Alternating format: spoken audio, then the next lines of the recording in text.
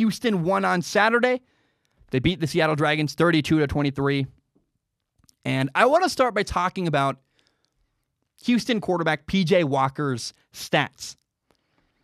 Because the dude had 3 turnovers. He had 2 interceptions and a fumble lost.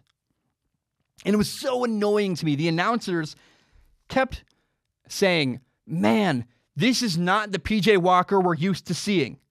They're like, P.J. Walker's off his game. It's wrong. P.J. Walker played exactly like he's always played. If you watch the film, P.J. Walker's been the same guy all 5 weeks of the XFL season. You need to watch film. You can't just watch highlights. You cannot just look at the stat sheet. If you do that, you'll have the wrong impression. Week 5 against Seattle, P.J. Walker made the same mistakes he's made all year. Now, during the early couple weeks, P.J. Walker made a couple questionable decisions. In week 1, one of them he was made to pay through an interception in the end zone. Now, week 2 and 3, St. Louis and Tampa Bay. They didn't capitalize when they had opportunities. P.J. Walker threw a couple passes that should have been intercepted week 2 and week 3, and they were dropped by the defense. What changed this week? When P.J. Walker gave the defense an opportunity to get an interception, the defense caught the ball. Again, P.J. Walker didn't change in week 5. The defense changed. And this is why you cannot blindly trust stats. Stats are not everything. They can be incredibly misleading. A lot of people just look at the box score. Like, he was blank for blank with blank yards and this many touchdowns. And then you watch a couple highlights and you think you can talk about everything. That's not how it works. That's not enough. You need the actual context behind the numbers. If you've been watching every Houston game for the last 5 weeks, you'll see, a lot of P.J. Walker throws, not a lot, but about 2 a game could have been intercepted and they were dropped. This weekend against Seattle, the difference only is that the defense finally capitalized and caught those balls rather than dropping interceptions. You need the full context of a situation. P.J. Walker isn't perfect. I never said he was. In fact, I said he is not perfect. I've been saying that the entire season. On Saturday, P.J. Walker made a couple questionable decisions. He had an interception where he stared down a hitch on the left side of the field. He didn't see the flat defender. The linebacker slipped underneath, got a really easy interception. It looked really bad, and it was bad. And then there are a couple times where P.J. Walker just occasionally will force a throw into coverage to Cam Phillips. Cam Phillips is the number 1 receiver in the XFL, and I get it. I get making a throw, throwing the ball to your best receiver. I'm going to give my guy a chance. Our best, he's going to go make a play. You got to just trust that he's going to win. I get it. But there are still sometimes even that's still not a good choice when it's a bad double team and it's just not there. Occasionally, you see P.J. Walker throw the ball anyways, and it just happens sometimes. Where you see P.J. Walker make a decision and you go, that's not great. But you also see P.J. Walker make some really, really outstanding plays. Even on Saturday against Seattle, where, Seattle had this great pass rush. They didn't allow P.J. Walker to run around and extend plays. He made some great throws from the pocket. He does a great job working across the field. He moves. He doesn't need to run and extend plays. He can move within the pocket. He works to his, left all the way across to the right to his 3rd and 4th reads. He had a touchdown on 3rd and goal where his receiver was honestly pretty well defended, and he threw the ball low and outside where only his guy could get it. That's a perfect throw. It's a great touchdown.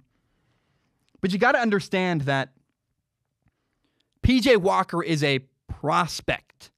He's not a finished product.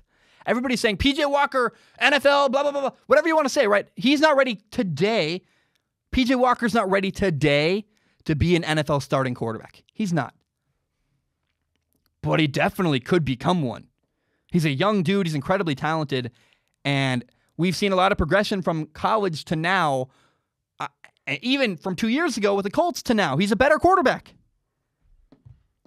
I am convinced that with the right coach, P.J. Walker could be really special at the NFL level.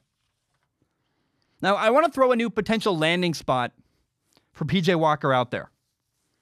I've suggested in the past for PJ Walker, maybe the Carolina Panthers, maybe the Arizona Cardinals should make a move at him because PJ Walker would be a great backup to Kyler Murray. But what about the Saints? What about the New Orleans Saints? Could PJ Walker go there and make it happen? Sit behind Drew Brees for a year or two? Learn from Sean Payton, develop as a quarterback under Drew Brees?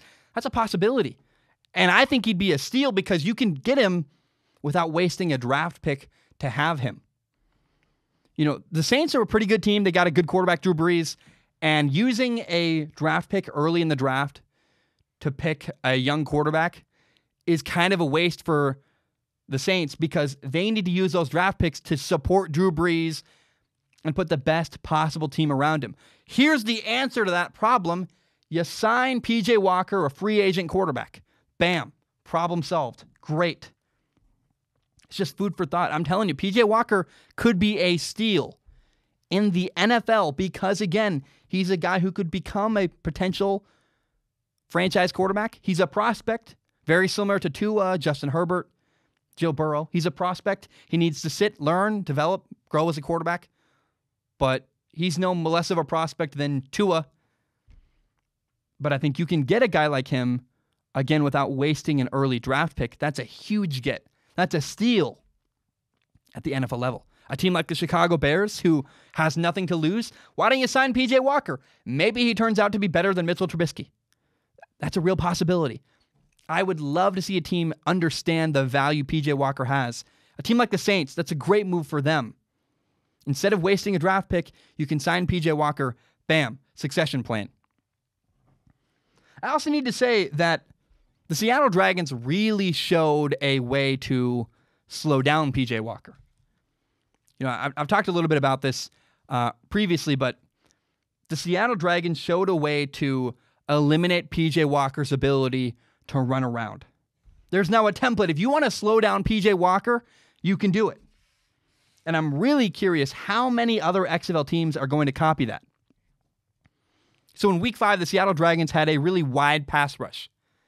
Their defensive ends were told, rush really wide, and your objective is to keep PJ Walker in front of you. Your eyes should be on PJ Walker. Wherever he moves, your eyes follow him. If you lose sight of him, that's a problem. Keep him in front of you. Don't let him escape the pocket. And here's a crazy number. It's pretty interesting. PJ Walker ran the ball 7 times in Week 5 for -5 yards. The key is this. PJ Walker will make like 3 bad decisions a game. So if you keep him in the pocket, you don't allow him to run, then it comes down to your coverage, making plays, stopping PJ Walker's ability to throw the ball. And again, about 2 or 3 throws a game, PJ Walker gives the defense an opportunity to make a play. Now, in Week 5, Seattle caught 2 interceptions. They had their hands on the ball, and they caught it. We saw earlier this year, Tampa Bay, St. Louis had the ball in their hands and dropped interceptions. But the problem was you still couldn't slow down his legs. Now we have a way, oh wow, if you can catch interceptions and run a pass rush scheme similar to what Seattle did, a really wide pass rush, slow down PJ Walker, keep him in front of you, don't let him escape the pocket, keep him in the pocket. There is a way to slow down PJ Walker. He will make a questionable decision at some point. You just need to capitalize and catch the dang ball. Okay, there are 2 other things I want to talk about with the Houston Roughnecks. Number 1, I love Nick Holley, the Houston receiver. Did anybody see that wild graphic they put up? There's this wild graphic about Nick Holley where it showed that in 2015, he broke his back. In 2016, he tore his ACL. In 2017, he tore his ACL again. And 2018, for a 3rd year in a row, Nick Holley tore his ACL. Now, 2020, he's back. He's balling in the XFL. To me, that's incredibly impressive. That's a really cool story of a guy's just tenacity to keep trying, to keep going, and keep attempting to stay playing professional football. And I love Nick Holley's heart and the passion he plays with. He's a gutsy receiver. I mean, he takes some hits and still catches the ball. He'll just get nailed. I mean, he'll get rocked and hold on to the ball and complete the catch. That's a big deal to me. I really, really respect and appreciate that about him. The dude leaves nothing on the table. His effort is phenomenal. He had a nice touchdown. It was a 3rd and 1. He got wide open, made the safety miss, ran for a long touchdown. Nick Hawley is one of my favorite stories and one of my favorite receivers in the entire XFL. Now, number 2, there's a new thing in Houston I want to highlight and talk about really briefly. It's called the Houston Hop. It's very similar to the Lambeau Leap in Green Bay, Wisconsin with the Packers, where the Houston running back, James Butler, scored a touchdown, and he jumped into the stands. He did it twice. I saw it twice. I love that. They call it the Houston Hop. I think that's super fun, super cool. And I got to just say, all around in general, I really enjoy watching Houston, watching the Roughnecks play football. It's so much fun. It's mostly their offense. I like the Houston Hop. That's pretty cool. But their offense is so much fun. They have an ability to score really quickly. They have such good play design. And as the football nerd in me, I just love what Houston's able to do on offense. The way they use spacing to get guys open and create mismatches is so cool. And Houston's one of my favorite teams to watch. I hope they make it to the championship because a lot of people, I don't know if, I hope the ratings would be good for the XFL championship game, but I really hope people get to watch them because they are a phenomenal football team. It's just a blast, really entertaining, really fun to watch. And I'm excited to watch them progress and keep going throughout the rest of this year. We're halfway through the XFL season, and the first half for the Houston Roughnecks, they're 5-0, has been really, really successful.